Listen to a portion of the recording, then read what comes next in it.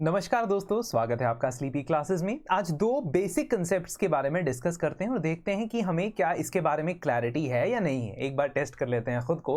Vacancy in parliament और bye elections के बारे में देखिए। कॉन्टेक्स्ट ये है कि 48 असेंबली कॉन्स्टिट्यूएंसीज और 2 पार्लियामेंट्री कॉन्स्टिट्यूएंसीज में बाय इलेक्शंस हो रहे हैं, अलॉन्ग विद, जैसा कि आप जानते ही हैं, महाराष्ट्र और झारखंड के अंदर स्टेट इलेक्शंस। तो इलेक्शंस के बारे में एक तो आपको ये जानकारी मैं देने वाला हूं कि किस प्रकार से मेंबर्स ऑफ पार्लियामेंट या मेंबर्स ऑफ लेजिस्लेटिव असेंबली की सीट वेकेट होती है, वेकेंट कैसे होती है, इसके बारे में थोड़ी चर्चा करेंगे।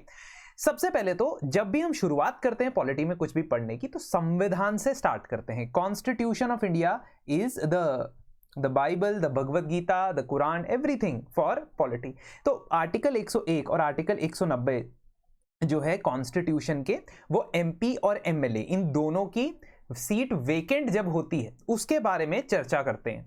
तो कुछ चीजें कॉन्स्टिट्यूशन में क्लैरिफाई की गई हैं।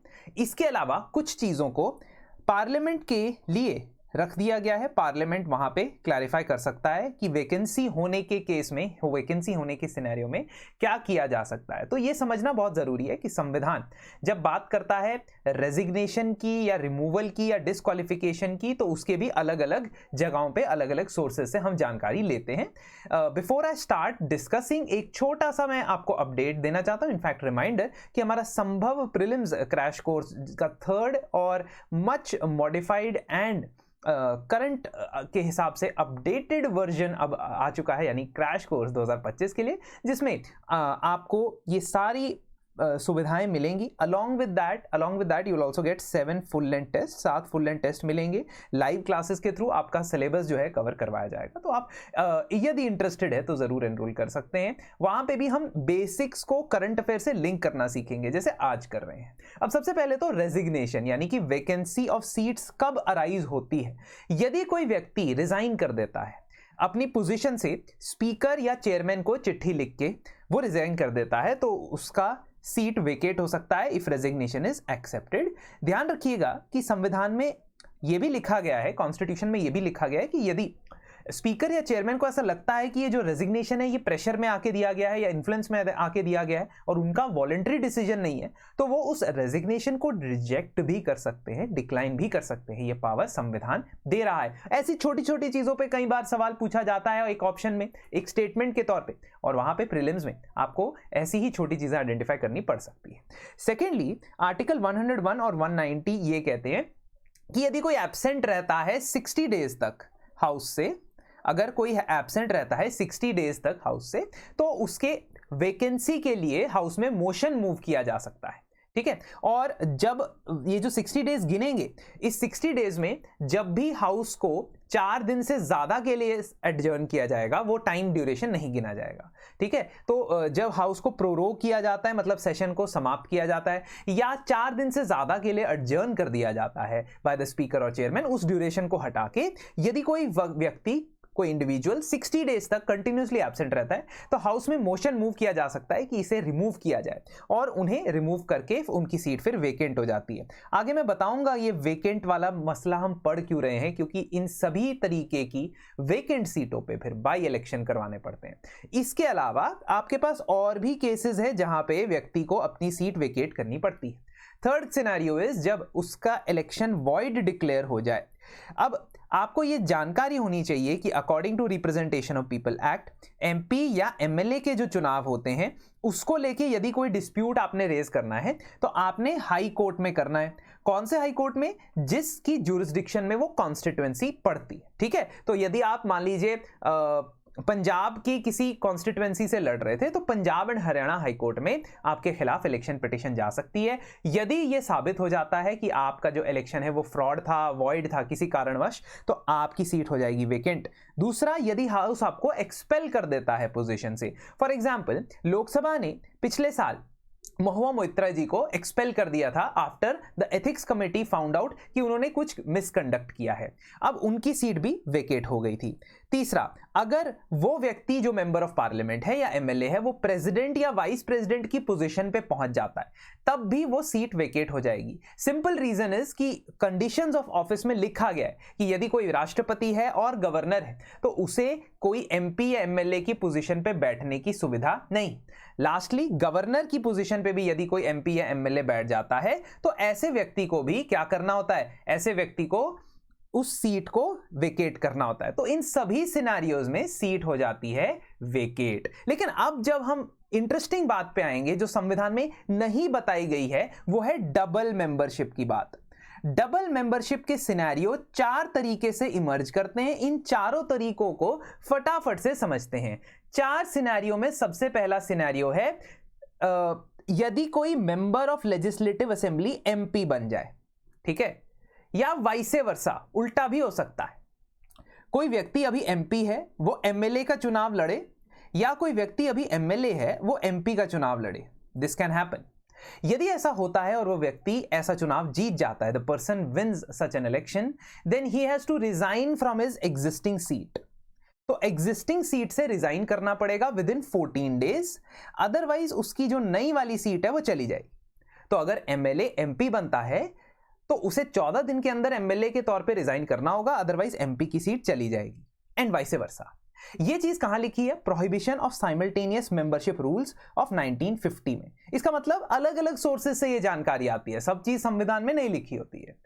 दूसरे टाइप की डबल मेंबरशिप तब होती है जब कोई व्यक्ति 2 कॉन्स्टिट्यूएंसी से इलेक्शन लड़ता है। आप राहुल गांधी के बारे में जानते हैं, आप ये बखूबी जानते हैं कि उन्होंने वायनाड और अमेठी से चुनाव लड़ा, दोनों चुनाव जीते और वायनाड की सीट से उन्होंने रिजाइन कर दिया, जिस पे अब उनकी बहन प्रियंका गांधी वाड्रा इलेक्शन लड़ रही।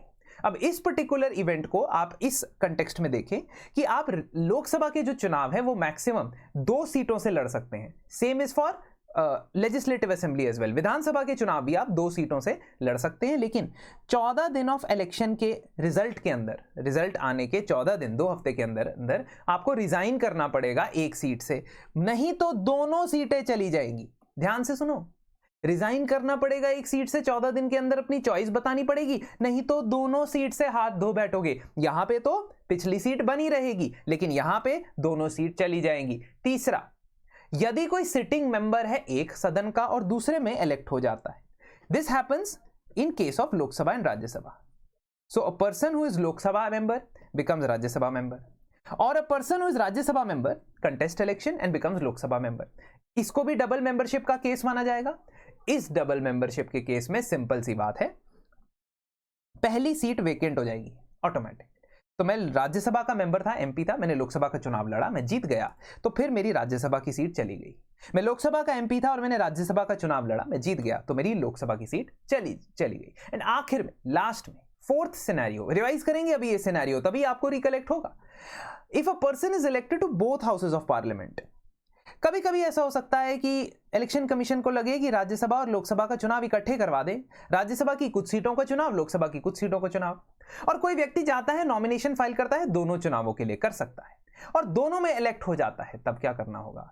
तब तो भाई 10 दिन का टाइम है, 10 दिन का टाइम है, 10 डेज का टाइम है। बता दो कि कहां पे सर्व करना चाहते हो, राज्यसभा में सर्व करना चाहते हो या लोकसभा में सर्व करना चाहते हो।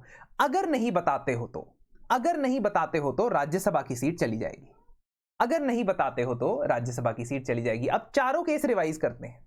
पहले केस में क्या था? एमएलए एमपी का चुनाव लड़ रहा था या एमपी एमएलए का चुनाव लड़ रहा था। इस पर्टिकुलर सिनेरियो में क्या होगा? अगर आप 14 दिन में नहीं बताते हो तो आपकी एग्जिस्टिंग सीट, नई वाली सीट चली जाएगी। New seat will go, you will sit in your existing seat. दूसरा, जब आप एक ही समय 2 सीटों से, लोकसभा की 2 सीटों से चुने जाते हो तो आपको अपनी चॉइस बतानी है। अगर आप अपनी चॉइस नहीं बता पाते हो with in the stipulated time, तब दोनों सीटें चली जाएंगी, both the seats will go. तीसरा था लोकसभा से राज्यसभा और राज्यसभा से लोकसभा। इस केस में क्या होगा? इस केस में जो आपकी प्रीवियस सीट थी वो चली जाएगी।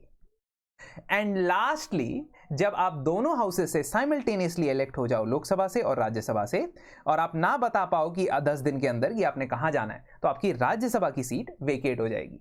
ये चीज 2 से 3 बार रिवाइज करोगे, इस 4 केसेस को सिंप्लीफाइड तरीके से समझोगे, तो अपने आप आपको चीजें याद होनी शुरू हो जाएगी।